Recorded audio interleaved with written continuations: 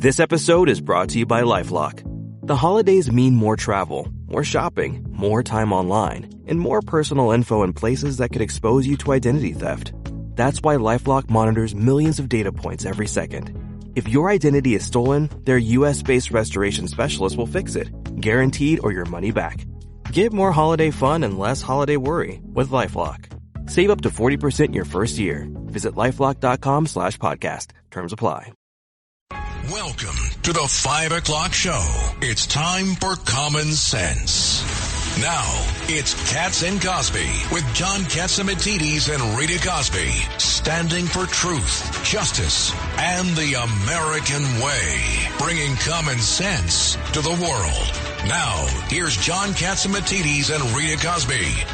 Catch the sound of silence. And it is the sound of silence, guys, because Biden has been awfully silent. He's in St. Croix. He's in St. Croix. He's on the beach physically and mentally. And that's because, guys, it's also the final countdown. It's the final countdown. 24 days. 24 days. How much damage, John, do you think can be done in 24 days? I think maybe he'll be quiet. Yeah, that seems to be the fact that he kind of went to the beach and, you know, we've been hearing, we haven't heard too much. We haven't seen him speak too much at all. We don't even know if he signed those commutations, Judge Weinberg. Oh, I think they have a machine and somebody just put it in front of him. And if he's not just pressing the button on the machine, somebody's pressing the button for him. Yeah, I think so too. What do you think? Everyone's reacting to President-elect Trump. Everybody. And in fact, today, John, there are all these Canadian ministers that are down there at Mar-a-Lago, and meeting with him. And that's because the foreign minister. Yep. And the economic minister. Isn't that interesting? And Tom Homan's there too. The border the terms czar of the 51st state. Can you imagine? It's like 51st state and they run down. Wait, we got to go back. Canadian taxes would go down almost 50%. What it costs the Canadian people that they pay every year. Yeah, and you know what's interesting? Did you see that poll, John? Maybe they'll get a better deal. You know, the other thing we were talking about this morning is their medical. That if they want medical, MRI, for instance, a cardiologist for an MRI, there's 18-month waiting time. Yeah, there was somebody who was waiting for like a surgery tied to brain cancer. Yeah. That was like 2 to 3 years. I heard in Canada. That'll be helpful. Right. That'll be helpful when they do the autopsy. Yeah, exactly. They sent him down to Buffalo, and he was sick, and they saved his life because they took an MRI in Buffalo, and if they waited on the Canadian system, the man would have died. How sad is that? So much for universal health care, right? 9-month waiting list on the Canadian system. Wow. I mean, how stupid can that be? How stupid. And it's just to, people who sit there and say, oh, universal health care. What a disaster. Does not work. It's not complicated. It doesn't work. And by the way, dirty little secret is you reach a certain age and you decide you're not entitled to this test. So they put you in the back of the line. The other secret was, Dr. Michalos called in today. The other secret was that the fact that all the doctors now work for a major hospital, and the hospital only allocates them 11 minutes to deal with a patient. So they don't have time to sit there and evaluate. They got 11 minutes, and that's it. Do they have like a clock, like a timer? No timeouts, John? No timeouts. Oh, my goodness. Even in football, they give you a couple of timeouts in 11 minutes. A mulligan?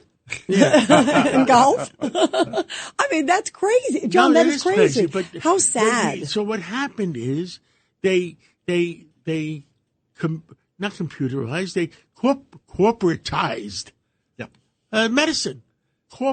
Is that a word? Yeah, corporatized. Yeah. Medicine.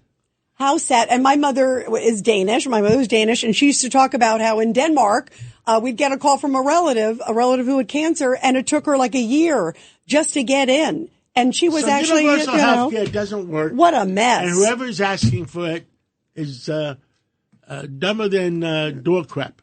That's a good way to say it. See, What do you think? I didn't say the other four-letter word. No, but we knew what you meant. What do you think, Ed? What did That's what Medicare for All is about. It's universal health care. It's not Medicare. It's universal And guess health what? care. And it does not work. Wherever they have it, it does not work. It does not work. Well, listen, and by the way, talking about healthcare and education, there was an estimate that it's like $150 billion is what we have spent on the migrants. And Tom Homan just recently came out. That's for like healthcare. That's for all this stuff. That took away from the American people. Yes, exactly. That's a lot of money, John. And the education system, it took away from the American people. Yes. And you want that in your schools. Remember, we were talking during COVID, all that stuff too. So now Tom Homan is saying, you know what? It's going to cost on day one. He's saying he wants $86 billion to deport. And now there's some Democrats raising holy heck. I didn't say the other word. You mean it costs too much? Do they know how to do arithmetic? Conservative. Yeah. By the way, there's a big thing that's going to happen on January 3rd. January 3rd, the new Congress takes place, and there's some controversy on whether Mike Johnson is going to remain a speaker. And Hakeem Jeffries was on, who I met Hakeem. Hakeem is, I know him for a long time and always a very nice guy. But he was very mean-spirited this morning. And he says, I'm not giving not even one vote to Mike Johnson. That's terrible. Let me tell you something. The most important thing that has to happen is Johnson has to get reelected. He's a very solid guy. He's a great leader. The people are trying to stop him within his own party. I'll make a big mistake. I talked to Newt Gingrich before, and he was short and sweet. Do you have it? Yep, here's the clip, and here's what Newt told you. Mike Johnson, the Speaker of the House, is doing an extraordinary job. I tell everybody, I was a pretty effective speaker. I could never do his job. He has no margins. He has the patience of Job in the Bible, and he just calmly listens.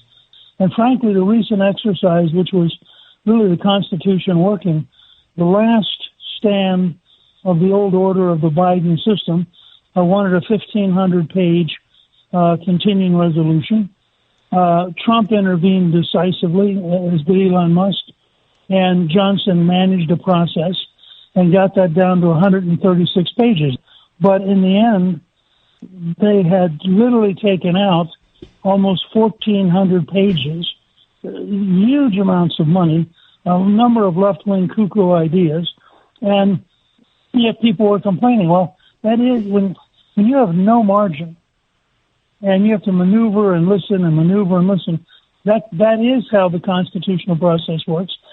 President Trump himself said that it was a great achievement, that he praised Speaker Johnson, and I hope that all the Republicans will get together and decide that they need a Republican unity program for the next 2 years.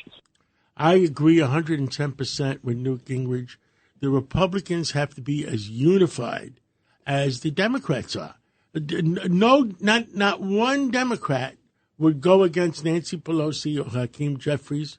And why do we have such disloyalty among the Republicans? And Newt knows how to get, he got the majority. He knows how to